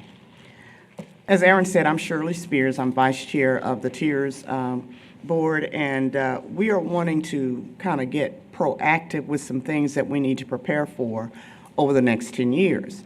And many of you have been around and you've seen the good things that Tiers has been able to do over the last many years. And we're wanting to now be proactively prepared and invite other members of the community, city council persons, and others to help us plan for the next 10 years. So the purpose of the strategic committee that we want to form is to discuss, update, and align the project plan and the Tiers policies for the remaining 10 years of the Tiers Zone number 1, which encompasses both the north and south tiers. So we basically have per state regulations, 10 more years left, and that's for the north and the south. And I know we've had several discussions about whether or not we can change the locations and all of that and reconfigure it, and we cannot. So we're just trying to prepare for the next 10 years. We have these goals that we've established. We want to establish a unified project plan encompassing public and private project areas in the Tiers Zone number 1. And so what we want to make sure that we can do here is ensure that, as we have done over the last few years, is to make sure that property owners know what they can and cannot do, how they can apply for additional funds to help their business locations, and to work with the city in making sure that everything is attractive, aesthetically pleasing. We want to review current policies, update policies which reflect actions to implement the project plan. So just recently, we did get an updated policy from the council, and that had to do with a longstanding concern that we've had over nonprofit status. And so we have incorporated that. We want to make sure as other things happen, we've got a lot of things, great things I'm hearing this morning, going on the city. We want to make sure that we either update our policy so we can afford to encompass all of our residents. Create a unity of vision between City Council, the Tiers Board, and the public for the remaining 10 years. For the most part, there's always been a good relationship, I would say, between the council and the Tiers Board. We want to enhance that, and so we think that by being proactive in planning for the next 10 years and just recently having our new City Council members seated and our new mayor, that perhaps we can move into some more positive directions to plan for the future. Provide an action plan to city staff to enact simplified policies for public incentives and public projects. And so we want to continue to work with Aaron and his great staff as a Tiers Board to make sure that they're seeing the vision that we have with input from others, as we mentioned just a little bit ago, and to allow them to continue to help us move forward. Our plan for delivering this is to establish this today, if you all would approve this strategic committee, if you will. then we would meet every other Thursday as a committee. This committee, as I mentioned, would be made up of several members from the current tiers board. It would be made up of city council persons, people from the community as well, because oftentimes when you're on these boards and you make these decisions, you really are trying to speak on behalf of the citizenry, and we want to make sure that the citizens have an opportunity to speak, so we invite some of them to be a part. Also, business owners and property owners who have had opportunities in the past to benefit from tiers funding, we want them to come basically as subject matter experts to help guide us through the things that perhaps they had a little hiccup with as they were going through the process. We think that would be invaluable to help us. And then our meetings would be those dates that are listed there. If we meet every other Thursday, then we would be able to present this to the council, to the tiers board overall by September 23rd, and then we would finalize that to present to the council on October 7th and on the 21st, or if the 7th or the 21st, whichever is necessary. So we're asking for you all to approve this creation of this strategic plan, which would be under the guidance of the tiers board, so that we would have benefit of our relationship with staff and to already be familiar with the rules and regulations. And I'll entertain any questions. Shirley, I think this is a great idea. I mean, there's been times where we've just had a disconnect between what we have tried to communicate back and forth, and a lot of times without everybody in the same room. It's sometimes the message gets detoured and drifted by the conduit that goes between the both. Right. Do you have suggestions on who you want to put on this committee? We do have that. I'm not sure if Aaron has their names. We do have some people from the tiers board. We have, I think, 4 from the tiers board, and then we have some other people from the community, and we certainly want the council persons for the tiers, north and south, to be actively involved, and I'm not sure if we're ready to discuss those names. And Aaron, Shirley, if we don't need to call, define those things right now, we can just leave that open and look to fill that later if that gives you a little flexibility. Yes, our biggest concern is to make sure that we're not meeting a quorum, and so that we don't have a quorum at these meetings, and so we're really limiting to 3. We have kind of an alternate from the tiers board that would, in case somebody missed, and so we're really looking for, there's 2 districts that the tiers currently falls in, which is Mr. Harry Thomas and Mr. Patrick Healy's district, and then an additional council member that may have some interest in that. And it's kind of an aggressive timeline, as Shirley said, but we do want to bring something forth because 10 years goes by very quickly, and if we don't plan way ahead for major projects, it can be I don't think challenging. anybody has a problem with the aggressive timeline. I think that's great, Shirley. Okay. I'm like Harry, I want it in my lifetime, Harry. We got a lot of y'all that are, I don't know if we need to put a defibrillator around here or something. We got a lot of concerns coming about that. Anyway, Shirley, if you don't mind, if I impose, I'll start asking the council if they have any questions. Okay. Mr. Hebert? No. I think we had some suggestions in our background information as to individuals. They all look good to me, so that's my comment. Mr. Self? No, sir, I don't have anything. Harry Thomas? Well, I think it's a good idea. As Aaron said, 10 years goes by pretty quickly, so let's try to get some things done, and if we work out, and you said it appropriate, Mayor, and that is sometimes there's some disconnect between the tiers group and the council, not knowing which direction they're going in and possibly them not knowing which direction the council is going to go in. So I support this. All right. Patrick? Karen? Any questions? Mary? Mayor, they do have some suggested names. My recommendation Absolutely. is cover those names and maybe establish it now. If y'all have some suggested names, now it's time to bring it forward.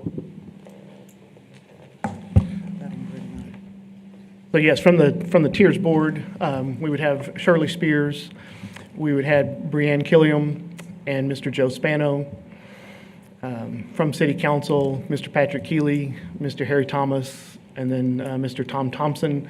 Unless, Mayor, you've got a full schedule and you need to suggest another name. On the business the citizen side, Michelle Babish, who's been a great downtown supporter, receiver of tears. I'm trying to think who the other two were now. There was one that was the president-elect of the real estate.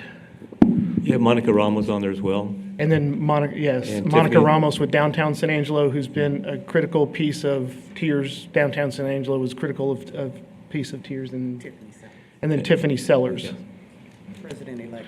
president-elect. Just a of the- real quick comment, if I'm going to be on this particular committee, I will not be in town on June 26th. Okay. Now, most of the rest of these dates, I've got my calendar already, but Yes, sir. I'll be in Kansas City, so. Yes, sir. Daniel, do you have any staff comments that you want to put? No, I think that I think it's a wonderful idea because we have been debating and talking about the tiers and really to get some really great direction. This is a wonderful idea. And as far as the names, I don't have any issue with any of these names. I think they're great names, so. Tiers Board was Shirley, Brittany, and Joe Spano. Do we need to make any type of decision here other than say we're in support? We don't need to vote on this, do we? Well, you're creating the committee, though. I mean, this is an opportunity to create that committee. Yeah, it would be consensus by council to approve the. All right. So could I have a motion? Someone. First by Harry, I'll second it. second by Tommy. Any public comment? None. With none, all in favor say aye. Aye. Any opposed? Motion carries 7-0.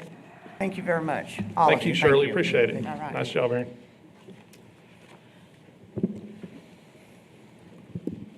Okay, now we're going to move into item F, consider selection of a mayor pro tem for June 25 through May of 2027.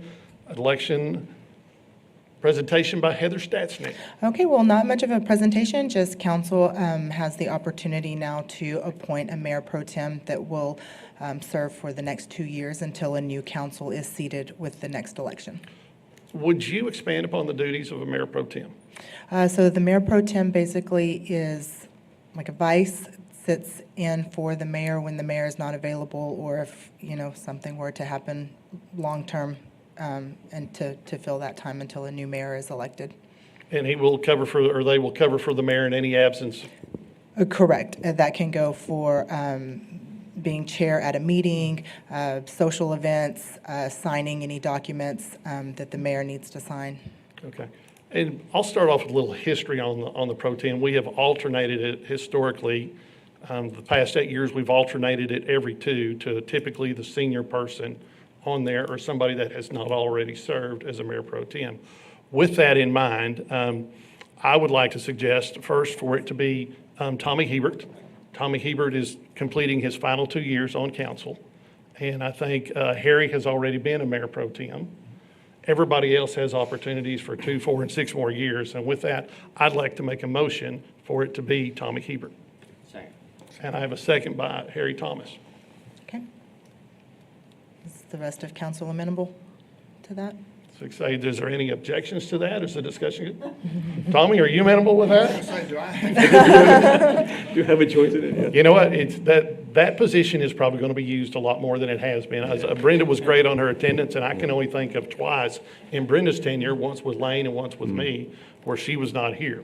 Mayor, I can tell you that Tommy filled in at Goodfellow Air Force Base just recently. I thought he did a wonderful job presenting the key to the city on behalf of the mayor, so good job there. So. I'll clean up after you, Tom. There's a line of carnage behind there. All right, with that, with all those in favor, say aye. Aye. Any opposed? Passes 7-0 for Tommy Hebert to be mayor pro tem. Go to item G, consider appointment of city council members to boards and committees. Heather, you're on. Okay, so the council has different organizations around the community where they serve on certain boards and commissions. To expedite the process, I think it'd be easier for me to go through the boards and commissions that have immediate vacancies due to Mayor Gunter and council members Gonzalez and Miller no longer serving on council. So first, Concho River Water Master Advisory Committee. We have 3 members that sit on that committee right now is Mayor Thompson and Councilmember Hebert, with a vacancy from Mayor Gunter. So we just need someone else to step in that 3rd chair for Concho River Water Master Advisory Committee. This meets once a year, does it not? Yes. Once a year. I'll look for a volunteer on this. I mean, input will be minimal, but I will chair that committee. Will I not move into chairing that? Yes, that's essentially. Gotcha. So anyway, with that, that is going to be you. Tommy, you're already on the board. I'm already on. Yeah. I'll volunteer. Harry Thomas Harry is Thomas, my suggestion. Okay. We need you live. And then Councilmember Gonzalez is left a vacancy with the Concho Valley COG Executive Committee. And that's the only one on that particular So it's committee. council governments, correct? Yes, sorry. Kind of tell a little bit on what that one does. Unfortunately, I cannot. On the COGS, I think maybe Harry might be able to speak. Rick? Did you served on that previously? I'm just trying to look for the responsibility. I mean, council governments is in charge of lots of funding, lots of grants. They provide a lot of opportunities for us to look for alternative ways to take the financial burden off of the, pretty much the city. And with that, I think we need to look at somebody that maybe is open to helping write grants and looking at ways and opportunities to move forward. Do you agree with that, I Rick? think you're right. It's more of a broad community approach of opportunities and ways to make things happen and use resources. Right, so with that, I wonder if Mary or Karen, would y'all be interested in one of that? I'm already on the other call. Yeah, Karen is on General Assembly. Right, so I'm thinking Mary needs to take one right here. Well, Mary, I you good do with want that? to take one. Are we only allowed one, or can we be on two? No, we'll have several as we move through this, Mary. I'd like the COG, please. We'll look for- Executive Committee? Yes, please. Okay. And then on the General Assembly, Karen currently sits on that assembly, but there were 2 vacancies left by Councilmember Miller and Mayor Gunter. I'll take Mayor Gunter's. Okay. And another volunteer for Councilmember Miller's seat. What is this committee? Oh, General Assembly, okay. Once a month, with a couple of exceptions through the year. It's a super efficient meeting, I can tell you that, because it's run by Harry. Awesome. Patrick, would you like to step in for that one? I think we'll put in Patrick on that one. Okay. And then last with the COG is the Transit Board. Councilmember Thomas and Councilmember Hesse Smith currently sit on that board, but there was a vacancy left by Councilmember Miller. So there's the General Assembly and a Transit Board. You sit on both. So who do we not have on the board yet? The new guy. Yeah. Thinking the new guy, Joe Self, would like to be on that one. Okay. Thank you for your volunteer for that, Joe. Okay. And then a vacancy left by Mayor Gunter on the I-14 Gulf Coast Strategic Highway Coalition. So let me ask Daniel on this. We've had discussions. Some of these councils or some of these boards and commissions, they expect a mayor to be in that position. If that is the case, I understand that. And we will follow suit on those. I know that's been the way on the 27. Mayor has a lot more influence to have the mayor represented on that I-14. It's something that Brenda was very active on. She did a really great job as far as promoting that, and more so than anything, the mayor's voice really carries. So my recommendation would be that you as the president. As that fits the way we're doing it, we're going to follow up with that. I'll take that one spot. Okay, and then to follow suit with that would put you also on the Metropolitan Planning Organization Board and the Ports to Plains Advisory Board. Agreed. And that's all as far as preferred mayoral representation. The last one that we would have is a vacancy that was left on the Murphy Performance Hall. And that was left by Brenda? That was left by Brenda. I'm Who's not on it currently? Sure, and Harry. Harry, Have y'all- so I don't know how often they meet anymore. Murphy performed.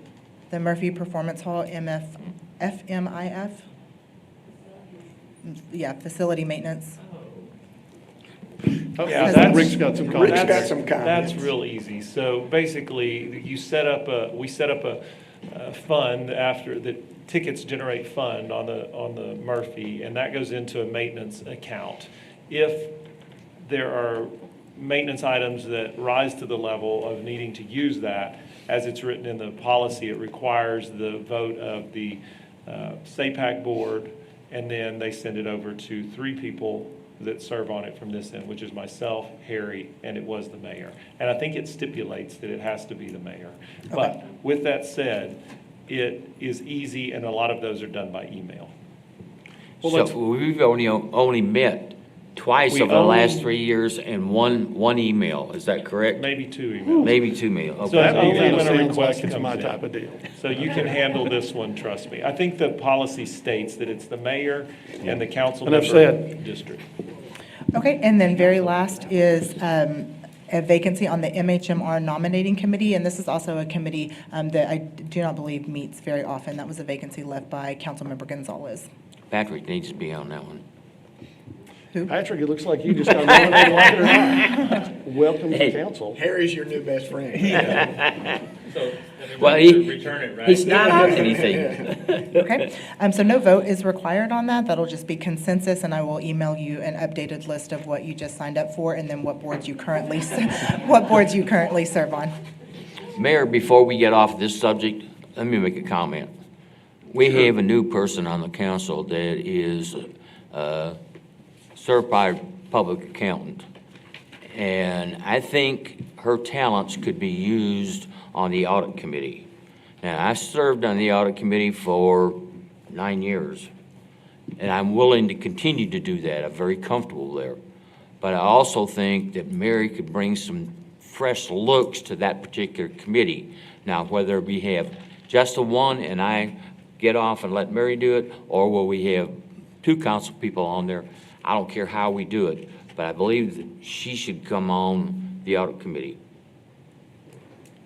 Okay, so that is just one council member on that committee as of now, and it is by Harry, so if that is something that Mary would be interested in, this would So be the can we list appropriate them time. as an alternate, and can they attend as an alternate? I'm not as familiar with that committee. Do y'all offer alternates?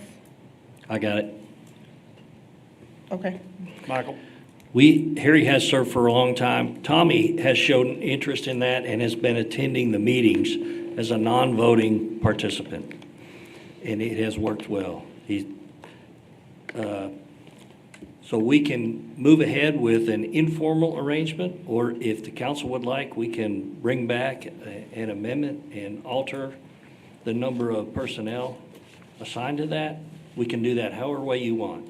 It has been positive, both from the official member and the unofficial member, I think. And so we'll work it either way. Well, I think with the steps we need to do here, and I'm big on a succession plan and steps, it's great to have Harry and Tommy there with visibility of used to it and have seen it, but we realize each one of those 2 members only has 2 more years. Mary's got 4, so I would love for Tommy and Mary to each attend, whether that be an advisory or volunteer, and however we have to manage that, pull it off. But the audit committee is really important, so it wouldn't hurt to have 3 sets of eyes. Okay. I'd be honored to, I'm sorry. Would you prefer for an amendment to the plan for, I was going to say staffing, the equipping of, or assignment to include, instead of 1 council member, we include 3? That's what I was going to suggest. Why don't we do that, since, because I am familiar now with the process and so forth. And so if that would work, let's bring Mary on just for what Tom said, for succession. So with that, I'll default to Daniel to give the final blessing. We can absolutely, I think that'd be great, and we can amend that and change that to make that three council members. I think that'd be great to have 3 sets of eyes on that. And that's legal. Yes.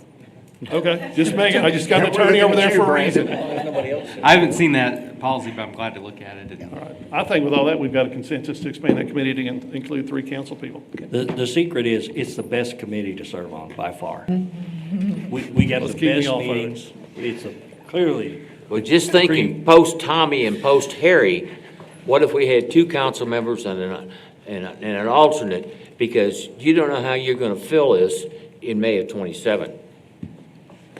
We've got a couple years to rotate that. Yes. All right, we're good with Well, that. We go 3. Mary, are you good with that? I'm honored to be on that committee, and however you want to structure this, I don't know if it's maybe an interim time frame, but I would greatly need your guidance and support, Tommy and Harry especially, just to get me up to the speed that you are. So if it could be worded as a maximum of 3, so that you didn't have to fill all that at the same point. time. But just, let's have some overlap, just like we do in council, so that we do this the right way, and that's the most thorough way. But I'm proud and honored to serve with you guys.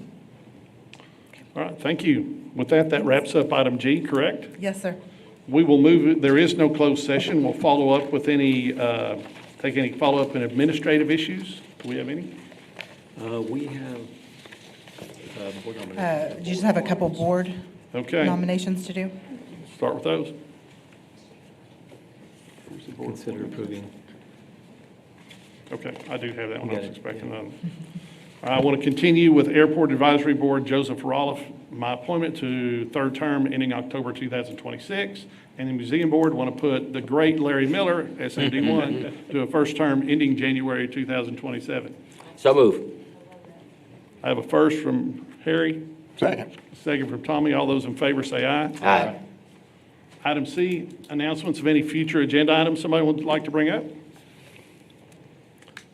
With none, I'll take a motion to adjourn. So moved. Second.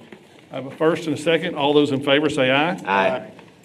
We will close this meeting at exactly 10:29.